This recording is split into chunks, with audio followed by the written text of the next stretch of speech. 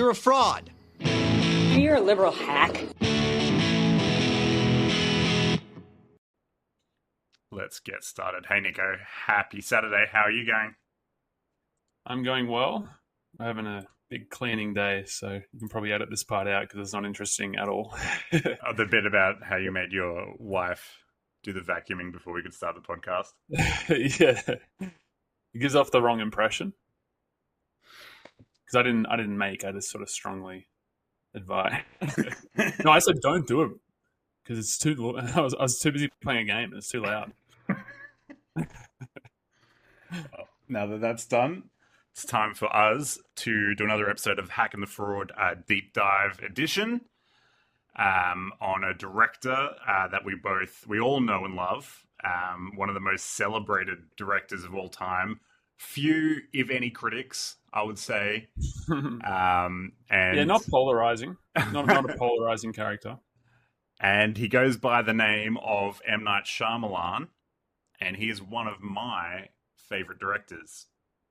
Of all time? All time, baby! All time. I think a good bit of background to why we're doing this pod is that not 45 minutes ago you released a tweet into the Exosphere, a review that said Avatar The Last Airbender, that is, not the other one. Specifically, Wasn't that bad. Wasn't that bad? Wasn't so bad. I agree with that statement I made. Stand by it. So we could start with Avatar and get that out of the way. I think so, because that's kind of what I saw, and I was like, all right, fine, I guess we'll do a pod about M. Night. And I can see how it feels like maybe I'm being a contrarian here. Maybe I am just defending M. Night Shyamalan in all situations, but I don't think that's the case. I think if I don't like a movie, I don't like a movie. There's plenty of movies I walk into expecting to love and end up hating, and there's many that I expect to hate and end up really enjoying. So with this one, I saved it till the end of the M. Night Shyamalan filmography watch. I'm now up to date. I obviously wasn't expecting much, if anything. I didn't know anything about the show, really, apart from the little bald kid with the tattoo arrow on his face. That's pretty that. And I've discovered that it's all, when people say then the Fire Nation attacked, they're talking about Avatar. And I know that reference, but I don't know anything apart from it being known as one of the worst movies of all time, and an M. Night Shyamalan movie. Yeah, that's the thing. It's a combination of it being known as one of the worst movies and the worst adaptations. So it basically, the crowd that loves The Last Airbender do not like this movie, and people who like movies also do not like this movie. Yeah, I can't really just blame weebs for the... but it is known as one of the worst. But it is also, like you said, it's an M. Night Shyamalan movie, and you've gone on record to say that he's one of your favorite directors. I just wonder, had his title not been in the credits, you had no idea it was him before watching it, did that not add a little bit of a... I'm sure it does.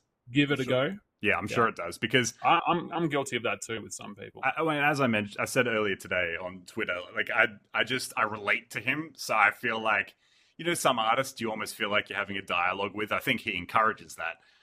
But I'm always giving him the benefit of the doubt. When people just see something that seems like a stupid, weird decision, I'm like, no, that's an interesting, weird decision. He's actually, doing this thing. So I give him the benefit of the doubt. And I think in Last Airbender, some of the things that people hated, I think, are some of the things where I'm like, okay, he's at least doing something a bit different from what you might expect from this. No, so it doesn't sound like I'm attacking. I do the same thing with QT. I give him the benefit of the doubt. When they're like, man, he has a lot of feed shots, right? Gratuitous feed shots. No, that's just his thing. Like, he's having fun with it. It's like a sexy amount. I think everybody, like, it's not too much. A sexy amount of feet. So, I mean, like, it's obvious that there's a lot of feet in QT, but I'm like, that's fine. I mean, I think it was anyone else, I'd be like, yeah, what an idiot. That guy's got way too much feet. What a freak. But because it's Tarantino, I think I certainly catch myself going, he can just do that. Yeah. No, and I think that's right. And I think M. Night is like that. I think, it was the reason it has the reputation it does is because it was released kind of at the pinnacle of M. Night Shyamalan hate. At the 2010, like the birthplace of this like horrible internet culture, which will find something to hate.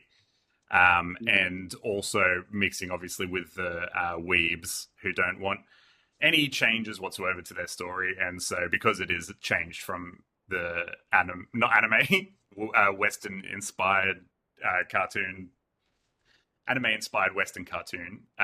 Yeah, look, I put it in the enjoyable bomb category, in that you can watch it and you're like, you can have fun with it because it's such a fun, bad movie in terms of it's like, I think people weren't hating it as much as it's just like loathing this movie. Like, for example, the sort of recent Marvels and people just getting sick.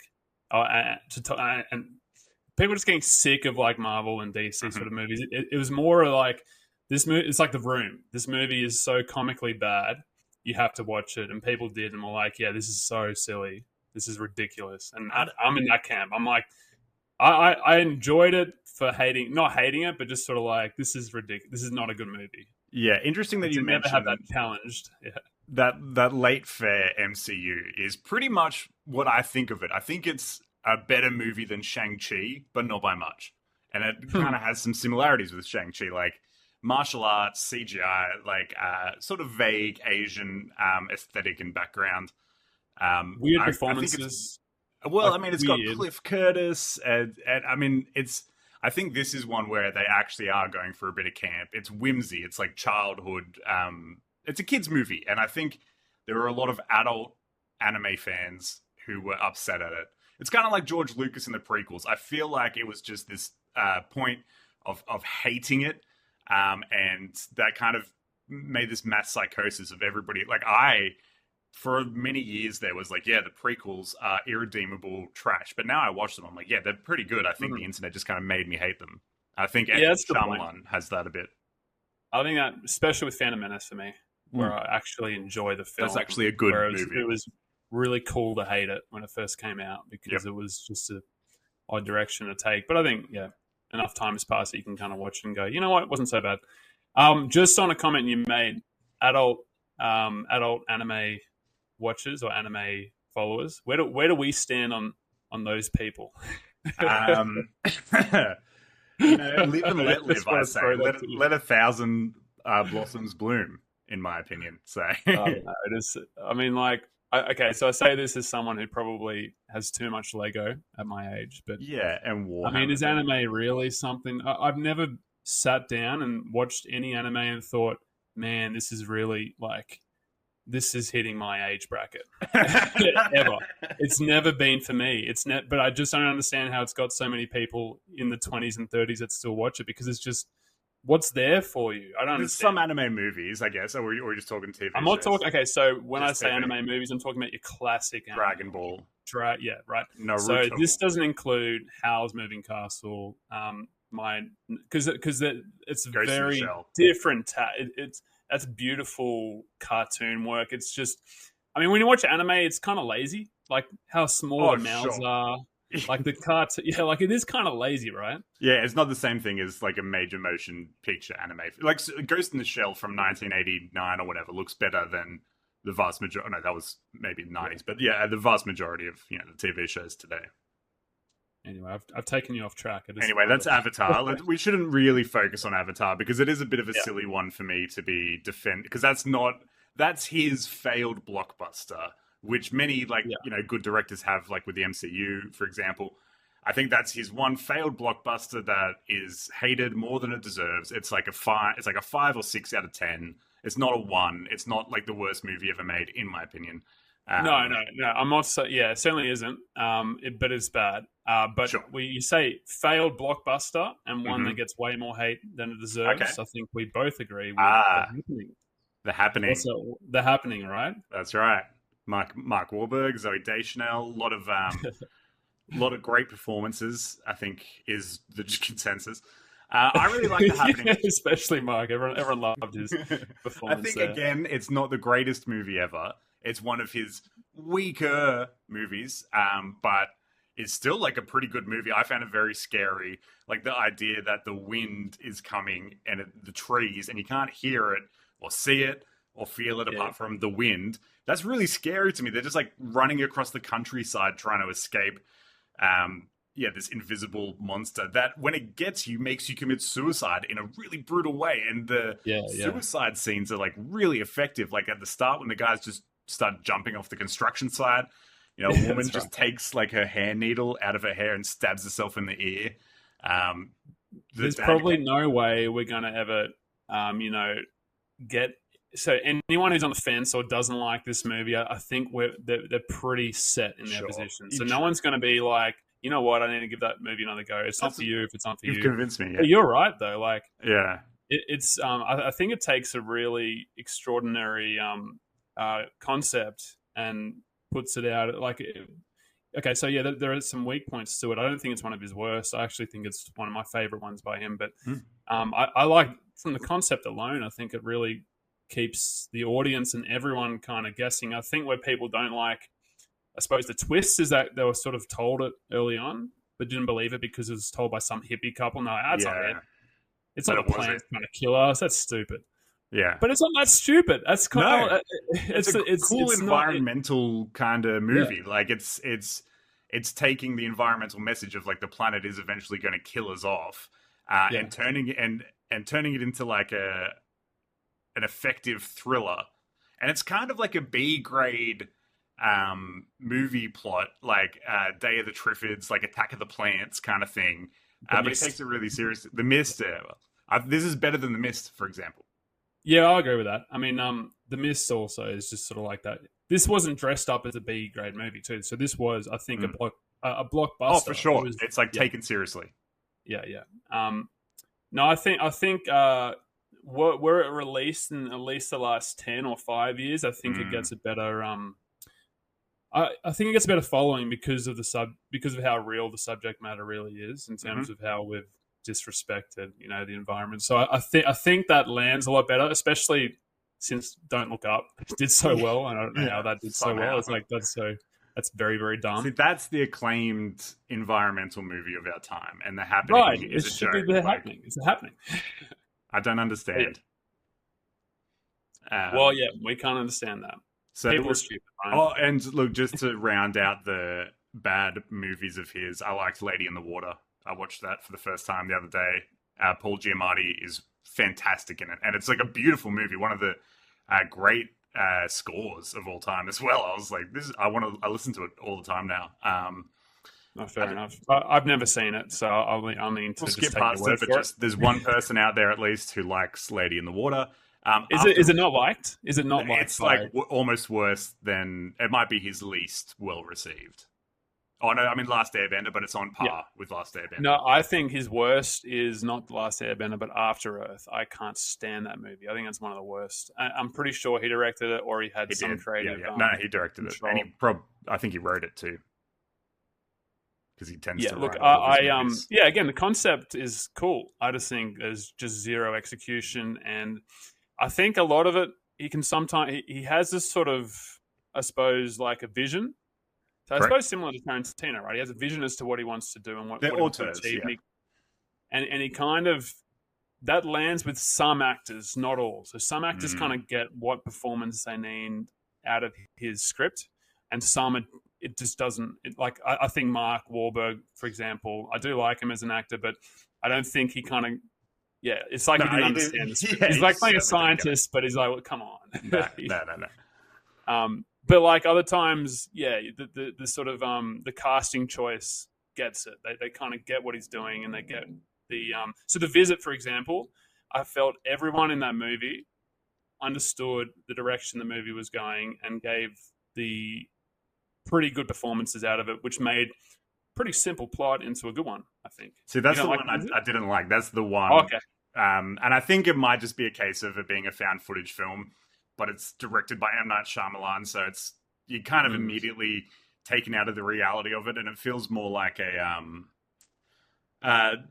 too much of a flourish. I don't know. I feel like you can't be an A-list director and do a found footage film, because No, I think I that's know a that bit like kind found of- footage is not real, but No, there are some good found footage films out there, and you can certainly. I agree, Like but, that. That's a kind of a silly rule. no, but to like say Blair you Witch can't- Project, even Cloverfield, that was like Matt Reeves' first film. Yeah. But people it's- don't go into watching found footage thinking this is really found footage these days. As Blair Witch got away with it once. Yeah, I know. I Because it was like, agree. whoa, is this real? Yeah. I'm not. I'm not saying it is real, but that's movies. It's kind of like a self hypnosis. Like when you go into a movie, you allow yourself to be taken into the universe, and for whatever reason, for me personally, like if I saw Leonardo DiCaprio in a Blair Witch Project style movie, I'd be like, that's odd. It works. Right, I feel like the genre relies on them not being known faces. That's why like all the most successful ones are no names. Anyway. Yeah, I think you're right. I'm trying to think. I can't think of anywhere I've been like, I recognize that lead. It's usually been Cloverfield did have Lucy Kaplan. Is that her name? Lizzie Kaplan. She's Kaplan, Anyway, TJ Miller was a fella yeah, he was behind the voice. it, too. yeah. But this was 2007. So. I mean, they could have had Seth Rogen. Oh my god! So I mean, yeah, like it could have been way worse. Somebody should just we should not remake, but just like dub over the camera person's voice for every Blair Witch Project. Oh my god! What's that? A guy's head's just come off. So, all right. Look, After Earth. So After Earth, I'll get on to my. Yeah, but Jaden Smith. I think he's a good actor when he's really, young, especially. Yeah. I mean, he's fine. Like he's a 10-year-old. He can't even convince himself. That's the thing. Will Smith was. I just think that was almost like Will Smith being like, Jaden, just come on, like act. Yeah, like it was just so. He was like pleading with him in his role. It's like as a father and son. And they really were father and son. Yeah, so they shouldn't be acting. I liked for them. That part. Pretty easy. And I felt like Will at least was able to tap into that. Will is a good actor. Yeah, but look, again, I think I watched After Earth, Last Airbender, all of these movies, all the bad ones I watched like this year. So there's been like 20 years of people telling me this is the worst piece of shit. Jaden Smith is the worst performance of all time. And so I am giving it a bit of credit, I guess. Yeah. But now let's talk about his good I just had a look at your like it's on an 8 out of 10 because it wasn't as bad as everyone says. It just makes it a 3 out of 10 instead. Did I say 8 out of 10 for After Earth? Well, I guess I liked it 8. More than I remember. Okay. All right. But just it's not a very convincing answer to just say it wasn't as bad as everyone says. 8 out of 10. That's okay, well, it's very hard to defend After Earth. I don't know. I won't put you cool sci-fi action that. More concepts there. The concept's there. It's a cool concept. Just doesn't execution, and it's largely just Jaden because he's occupying the majority of the screen time. So if you can't stand the guy that's on the screen for 90% of the movie, it's just not going to sit. I don't think it's going to do well.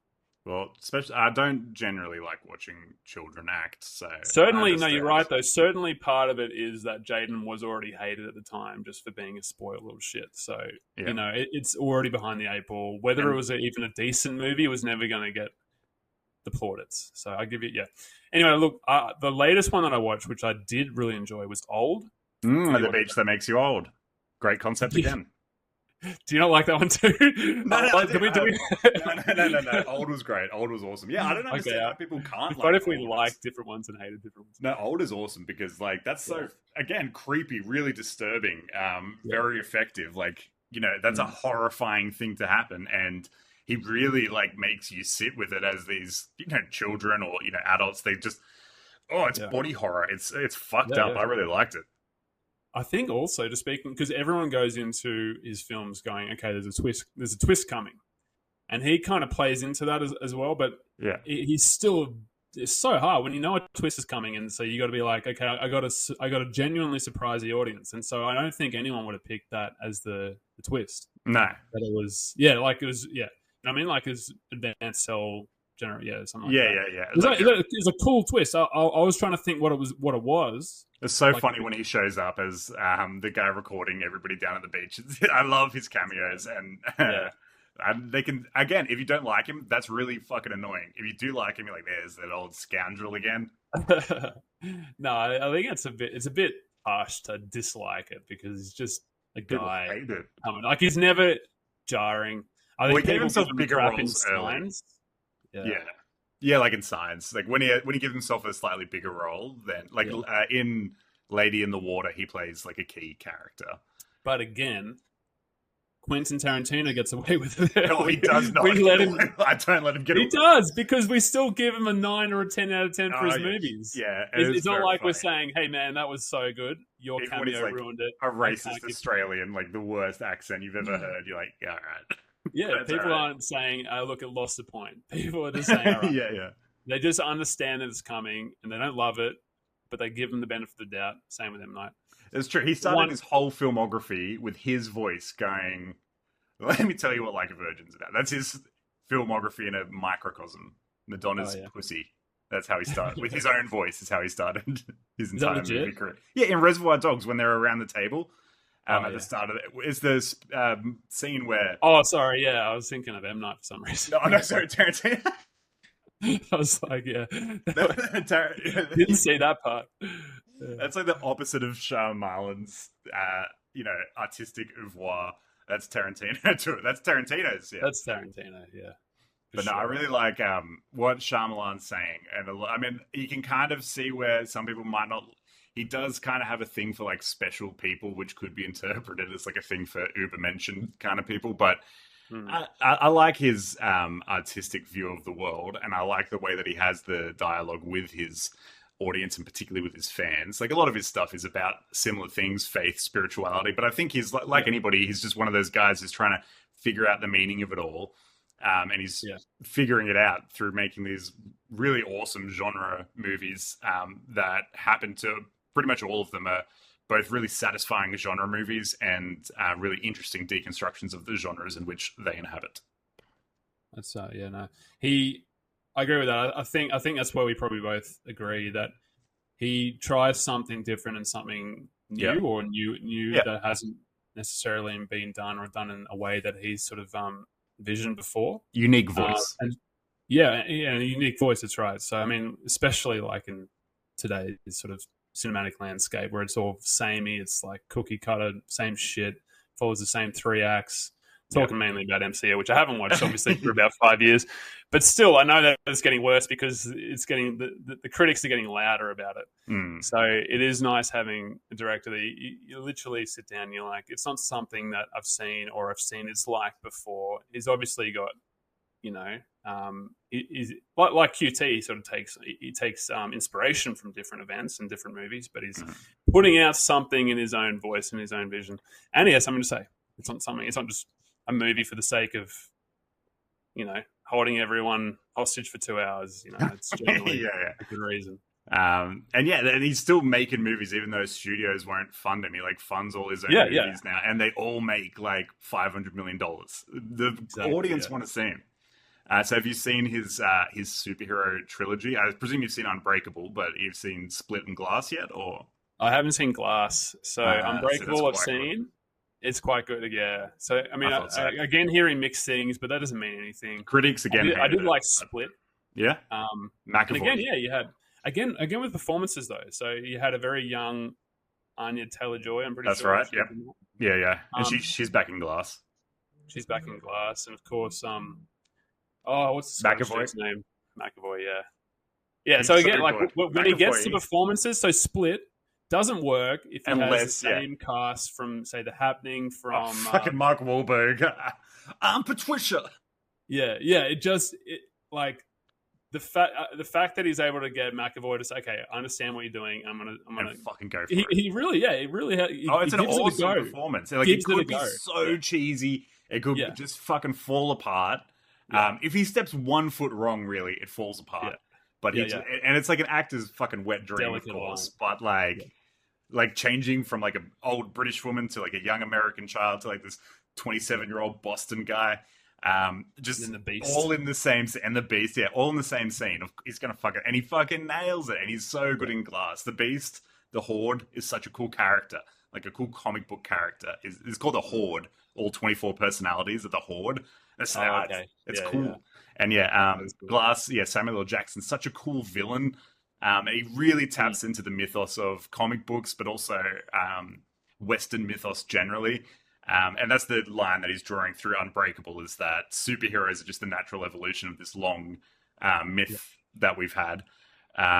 He's really doing interesting stuff. He's deconstructing essentially the entire Western artistic landscape within like a satisfying superhero movie, which is crazy. It's like realist and it's like low budget comparatively.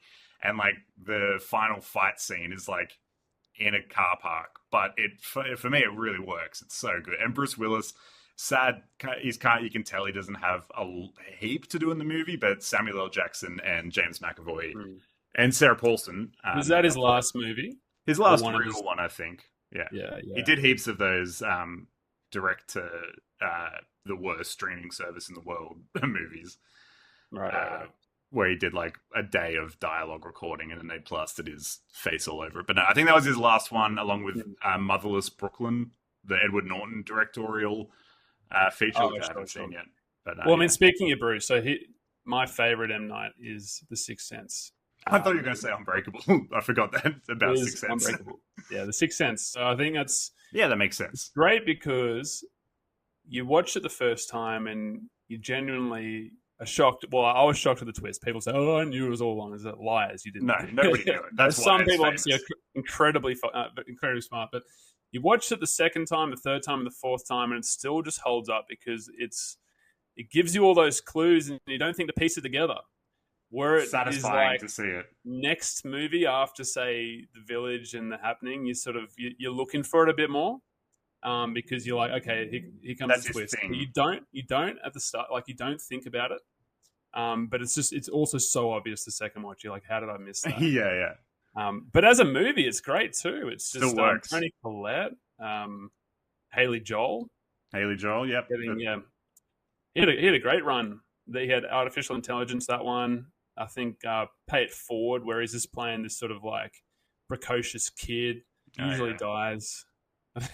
Or doesn't die, or maybe just is around death. So and now he's doing skits on cracked.com, probably. I don't know. He's one of those actors. Yeah, so he's only just hitting his straps now. Yeah. Well, Sixth Sense is actually the one I haven't seen in the longest. I haven't seen it in years and years and years. Obviously, at the time, I thought it was great, but hard to even speak to. I haven't seen it in so long, which is interesting because that's like his movie. Dogs are about to go mental because Meg's just got home. Signs. How good Signs? Joaquin Phoenix, Mel Gibson's some of their best performances. Cool. It's like normally I would hate like an alien invasion movie just being like a house invasion kind of movie, but it works here. I like all of the little touches of lore that he sprinkles throughout it. I like the whole story. The news footage of the alien being seen too was great. Like it's pretty scary. Pretty scary. I like Mel Gibson's character's whole arc, and I like how it's represented throughout the whole movie as well. And is also, again, a metaphor for like Western civilization, like the whole losing faith and everything. I think he's doing that consistently throughout his work. Again, he wrote it and directed it. And, I am a sucker for an alien movie in general. So, but that's probably one of the best alien invasion movies. Yeah. Out of they're always schlocky. It's a different one. It's sort of simplified. So usually it's to do with get the president to the bunker and like Independence Day is great though. Great movie, great movie. Let's not pit two powerful women against each other. They're both great movies. That's right, the two powerful women, alien invasion. The Village I liked. Me too. That's one that I felt was probably. So I think Signs is that was his last beloved one, yeah. And I think The Village wasn't. You're and correct. I really The Village don't was the first one. Why. No, neither do I. Yeah, I think it's cool. Very cool concept, and the twist again. Didn't see it coming. And just creepy and well made throughout. Like, it was a scary movie. I didn't know what was happening. I knew that what the twist was kind of generally going to be. that there's an outside kind of now world. No spoilers, but whatever. But it's still the whole movie. I'm like, this is fucking interesting and weird. I don't know what's happening. All of the village stuff was super creepy. It kind of has that like midsummer.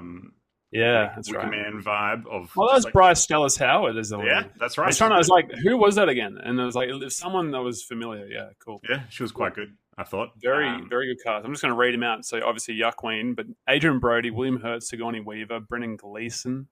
Oh yeah, all the villagers. Yeah, Jesse Eisenberg, Michael Pitt. Yeah, there's like a lot of great. Yeah. A lot of great names. Yeah, he does. I mean, and that's the thing. I think he is a bit of an actor's director. They want to work with him. Famously, like Dave Bautista's just recently only been talking about only wanting to work with, really great directors. First one he goes to, M. Night Shyamalan. That's a good podcast app, I reckon. Just like wrestlers who became actors. Yeah, well, there's three: that The Rock, Dave, and Rowdy Roddy Piper. Who else we got? Yeah. You got John Cena. Oh yeah, John Cena. Yeah, okay, we could. Yeah, we'll save that one. Chris Benoit. No, he's the murder-suicide guy. It's steroids, but also he's probably going to do it anyway. I don't know if he acted in many movies. No. Oh, you know what? That's just what we need Jamie to pull it up. Jamie. Type in Chris Benoit in the Google. Shit. We've only got 5 more minutes. Murder. What?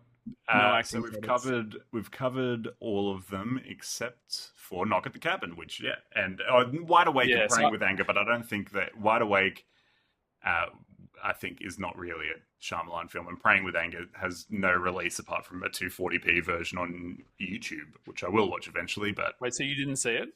No. Praying with Anger. That's like the M. Night movie. Seriously. Oh, yeah. Who's in it? The cast is just M. Night's in it. So yeah. I think he was probably a lead in that one. Anyway, Knock at the Cabin. Did you? I haven't seen that one. I think what's it on? I probably need to, but give me a quick recap. Is it kind of should I watch it or is it? It's about this gay couple goes to this cabin in the woods to spend the weekend. And 4 strangers come to their house and they're like, you have to choose which one of you 3 to kill, to sacrifice, or the world will end. 3. So there's 3 of them. There's Jonathan Groff, his partner, and their daughter. And then 4 people show up. Rupert Grint, Dave Bautista, and 2 women. And basically they're like, you have to choose which one of you is going to be sacrificed or the world will end, like apocalypse. Okay. And at first they don't believe it, obviously, because they live in a normal, non-fantastical world. But then over the course of the movie, they, See, Chris Benoit would be really good at this. All right. Yeah, he's like, done. All of us. Chris, you got to kill one of these 3 people. Okay, done. Just one. Anyway, Knock at the Cabin, I think, was also misinterpreted because it's like 2 gay guys have to kill their daughter or whatever. And that's what the other one is like, we can always get another daughter. Anyway, I don't think that's what M. Night was going for, obviously. And I think if you watch the movie, it's actually it's like obviously just pro-gay, but like really understanding and treats them like real, normal human beings. I get it. He's trying to say, should they be allowed to parent children? And especially when it comes to this choice, because it's not their... I get what you're saying. Yeah. All right. That's interesting. I'll watch it now. I thought it was 10 out of 10. Of course you would. Because of how accepting it was. Yeah, no. No, that's not why, but it also is that. Anyway, M. Night Shyamalan. Hopefully I've convinced some of you that he's worth giving another go if you previously thought he was a bit of a dud. He's not a dud. He's at least good. I think he's a master. I think you're right, Ryan. I think it's sometimes people don't give him a chance because it was very cool to be like, M. Night sucks back on the playground and at school. I didn't even talk about the racism. Like that, I should have mentioned all the racism. People don't like him a you little forgot bit about because of racism as well. Remember the Shyamalan ding dong whole thing for like 15 years? Yeah. I think a lot of the hate, not a lot, a non-insignificant amount of the hate is just pure racism. I said it. So yeah, that's for the audience there. Have a think about that. Yeah, not me though. Yeah. What if you don't see color? That's probably worse, isn't it? Yeah. On that note, Great. All right. we ended with the racism bit. What was your M. Night Shyamalan? I said he's a master, but definitely great. Yeah, no, I'm. You said it before. Benefit of the doubt. I'm always on benefit of the doubt train. I think he's interesting. I've only given one of his films above an 8, so it's not like that. Doesn't mean I hate him. Doesn't mean I think he's absolutely top of the game. There's always something. It's usually to do with just how well it translates from the acting, and maybe like sometimes he's, I don't know, trying to say or do too much or fit too much in. Well, yeah, certainly a problem of his. But too much to say. not a bad director. Certainly not. There we go. Very good. All right. Thanks, Nico. All right. See ya. Bye. See ya, Hack. See you, Fraud.